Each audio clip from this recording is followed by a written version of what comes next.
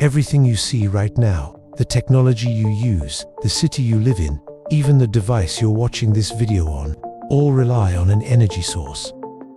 But where do we get this energy from? Fossil fuels, natural gas.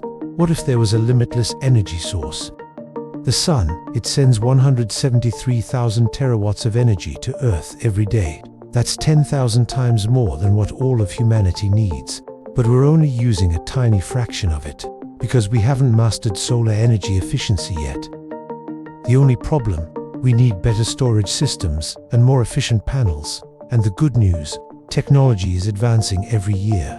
In the future, our rooftops, roads, and even our clothes could generate solar energy.